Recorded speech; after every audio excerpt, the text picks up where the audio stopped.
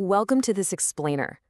For thousands of years, philosophers, religious leaders, and deep thinkers have endlessly debated what exactly makes life worth living.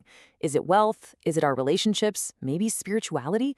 Well, today we're taking that age-old philosophical debate and transforming it into measurable science. We're going to dive deep into the psychology of human flourishing to find out if happiness can actually be studied and measured scientifically. And spoiler alert, it absolutely can. But before we get bogged down in academic frameworks and data, I want us to ponder this one fundamental question. Why are some people completely happy despite having very little, while others remain absolutely unhappy despite having everything money can buy? Seriously, think about that for a second. This paradox alone proves that happiness is way more about our internal perception than our external circumstances. So here's our roadmap for today. We'll kick things off with the actual science of happiness, break down what subjective well-being really means, and contrast hedonic with eudaimonic happiness. Then, we'll look at the actual building blocks of joy, bust a few common myths you've definitely heard, and finally, define what it actually means to live well. We're going straight from everyday relatable experiences right into the core concepts of positive psychology. All right, let's jump right into the science of happiness. How do modern researchers actually measure something as elusive as what makes life worth living? Well, in positive psychology, we study happiness through a construct called subjective well-being, or SWB for short. This whole concept was championed by the brilliant psychologist Ed Diner, who, fun fact, is actually known in the field as Dr. Happiness.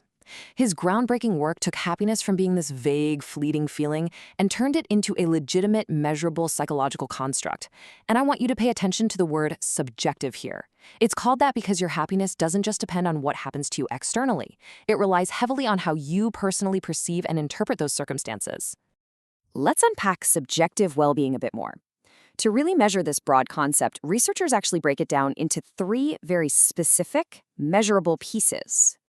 According to the science, SWB is made up of three major components. First up is life satisfaction. Now, this is a cognitive judgment. It's basically that big picture evaluation where you step back, look at your life, and ask yourself, am I satisfied? Does my life have meaning? The second piece is positive affect. Think of this as the frequency of pleasant emotions, like how often do you actually feel joy, gratitude, or excitement on a random Tuesday? And the third component is negative affect, which is all about the healthy management of unpleasant emotions like sadness, anxiety, or frustration. Now, this reveals a totally crucial reality about human psychology. Positive affect is all about feeling joy, sure, but negative affect? That's about how you weather the storm. Because psychologically healthy people do not just walk around feeling joyful 24/7. That's just not realistic. They also experience sadness, anger, and fear. Every single human being experiences negative emotions. Being happy doesn't mean you just magically eliminate them completely. Instead, healthy individuals experience these feelings, but they don't let them take over their entire existence. They recover effectively. They maintain their emotional balance. Which brings us to a really fascinating distinction: hedonic versus eudaimonic happiness. This is honestly one of the most important discoveries in the entire field. The realization that true happiness is so much more than just mere pleasure. Psychologists generally contrast two major forms of happiness. On one hand, you've got hedonic happiness. This focuses on immediate pleasure and positive feelings. It's eating your absolute favorite food, watching a great movie, or treating yourself to a shopping trip. The core question here is simply, what feels good right now? And hey, that's incredibly valuable, but research shows that pleasure alone doesn't create lasting fulfillment. That's where eudaimonic happiness comes in. Eudaimonia is rooted in long-term meaning, personal growth, and living according to your deepest values. It comes from pursuing goals that actually matter and helping others. It asks that deeper question: what gives my life meaning? To really make this concrete, let's just imagine two totally different weekends. Imagine someone who spends their entire weekend sleeping in, binge-watching TV, and endlessly scrolling through social media. That provides immediate hedonic pleasure, right? It feels great in the moment. But now imagine a second weekend. This time, you're learning a new skill, helping your family with a big project, and maybe getting in a good workout. The first weekend definitely feels easier, but that second weekend, that creates a much deeper eudaimonic satisfaction. It beautifully shows us that a truly fulfilling life requires a healthy balance of both pleasure and purpose. So understanding that, we have to look at the actual building blocks of joy. What are the specific daily factors that construct this lasting eudaimonic fulfillment? Well, research consistently points to a few foundational pillars. First, and arguably foremost, quality relationships. Human beings are deeply, fundamentally social creatures. Having strong friendships and healthy family dynamics is literally one of the strongest predictors of well-being we know of. Next is gratitude, actively recognizing the good stuff in your life. Then, of course, physical health. Getting adequate sleep, exercising, eating well, it all matters because your mind and body are deeply interconnected. And finally, meaning and achievement. And look, you don't have to cure a disease to feel achievement. Even making small daily progress toward a meaningful goal creates a profound sense of competence and accomplishment. Now, with our building blocks firmly in place, it's time to do a little myth-busting, because our culture has some widespread misunderstandings about happiness that often lead us totally down the wrong path. Think about the stories society tells us about what we should be chasing. We relentlessly chase wealth, assuming a bigger paycheck will magically fix everything. We pursue success at all costs, convinced it's the ultimate gateway to joy. Or we end up feeling incredibly guilty for just being sad because we think we're supposed to be positive all the time. But let me tell you, the scientific data paints a very different picture. Let's break down the reality here.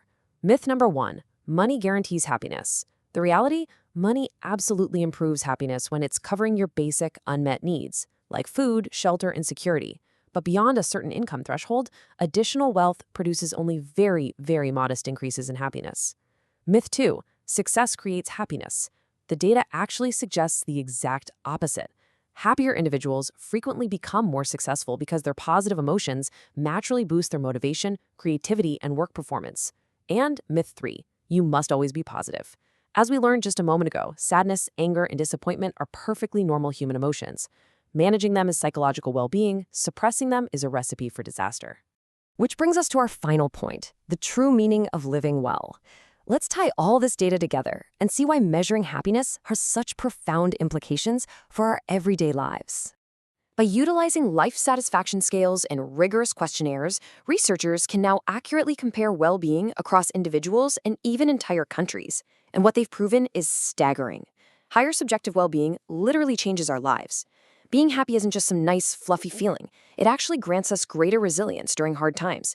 It leads to stronger relationships, better physical health, enhanced work performance, and astoundingly, even a longer life expectancy.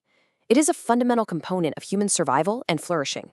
I want to leave you with this powerful thought to take away today. Happiness is not simply about feeling good. It is about living well. True happiness comes from balancing pleasure with meaning, achievement with relationships, and success with purpose. Positive psychology teaches us that happiness is not something we find, it is something we build. Thank you for watching Beautiful Mind. If you enjoyed this explainer and found it valuable, please like, share, and subscribe to support the channel. Don't forget to turn on notifications so you never miss our psychology journey together. In our next explainer, we explore PERMA, the science of human flourishing, positive emotion, engagement, relationships, meaning, and achievement. You won't want to miss it. Until then, ask yourself, what single block will you lay down today to start building your own happiness?